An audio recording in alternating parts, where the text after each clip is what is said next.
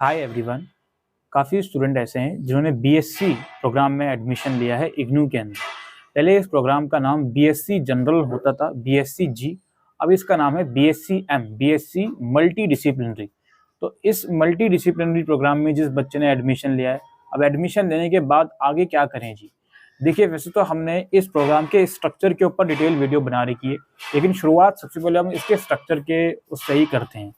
BSc M एक ऐसा programme है जिसमें आपने कोई 3 डिसिप्लिन चूज करे होंगे और इन्हीं 3 डिसिप्लिन के इर्द गिर्द आपका ग्रेजुएशन घूमेगा। ठीक है, जैसे बायोलॉजी हो गया, केमिस्ट्री, फिजिक्स, जो भी आपने 3 डिसिप्लिन चूज करे हैं। पहले तो ये चीज़ समझ लीजिए। दूसरी बात दोस्तों ये है कि ये जो बीएससी प्रोग्राम है ये 3 साल का ही है, ये 4 साल का नहीं है। ठीक है, 4 साल वाले कुछ और प्रोग्राम है, मेजर वगैरह के, वो है।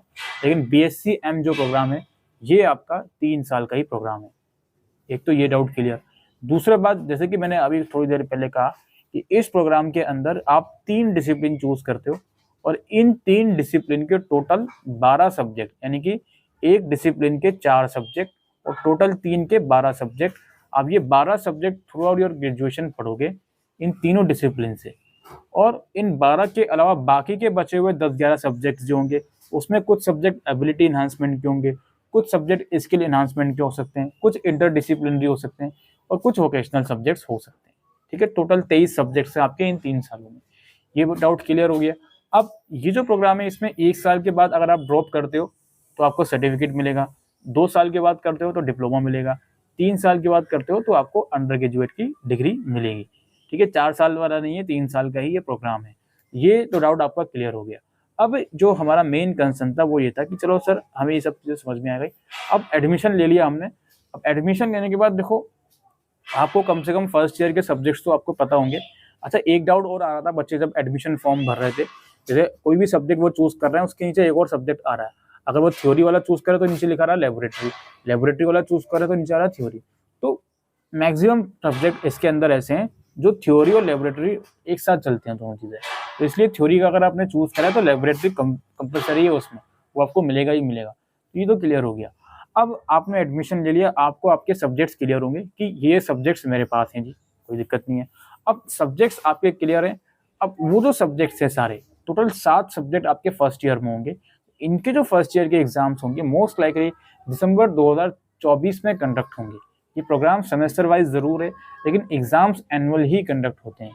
सीबीसीएस के अंदर भी एग्जाम्स एनुअल ही होते थे। तो मोस्ट प्रोबेबली जो आपका प्रोग्राम एनईपी के अंदर अब आया है बीएससी एम, तो इसके फर्स्ट ईयर के दोनों सेमेस्टर को मिलाकर जो 7 सब्जेक्ट्स हैं, इसके एग्जाम दिसंबर 2024 में ही कंडक्ट होंगे और असाइनमेंट इसके ये सितंबर 2024 से सबमिट होना शुरू होंगे, जो भी आपने स्टडी सेंटर चूज किया है वहाँ पे।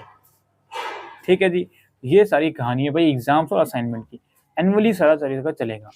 अब असाइनमेंट एज ऑफ नाउ फरवरी को मैं ये वीडियो रिकॉर्ड कर रहा हूँ, अराउंड 18 फरवरी को।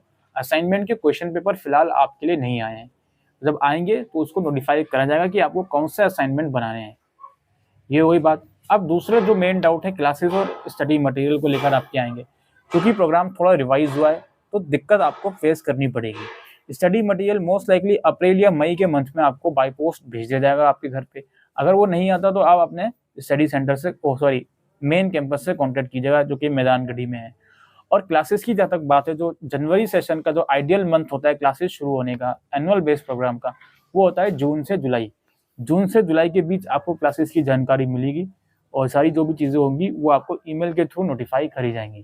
तो जिस भी बच्चे ने एडमिशन लिया है बीएससी प्रोग्राम कोर्स में, बी वेरी केयरफुल, अपना ईमेल और मोबाइल फ़ोन ज़रूर से एक्टिव रखें। वहाँ पर आपको कम्युनिकेशन के लिए ईमेल या एसएमएस इग्नू के कोऑर्डिनेटर द्वारा भेजे जा सकते हैं। तो ये चीज़ें आप ज़रूर से करें। ठीक है, बाकी इसके अलावा कोई और एडिशनल इन्फॉर्मेशन अभी तक इग्नू की तरफ से भी नहीं आई है। जो इन्फॉर्मेशन आई है वो मैंने आपको प्रोवाइड करने की कोशिश करी है। ठीक है, और हमारा डिस्क्रिप्शन में एक ग्रुप है, वो आप ज्वाइन कर सकते हो, टेलीग्राम ग्रुप। वहाँ पर आप अपने और कुछ फर्दर स्टूडेंट से इंटरेक्ट कर सकते हो जो आपके ही प्रोग्राम में जिसने एडमिशन लिया हो। ठीक है दोस्तों, तो आई होप ये वीडियो आपको यूज़फुल लगी हो। वीडियो को शेयर कीजिएगा। Thank you.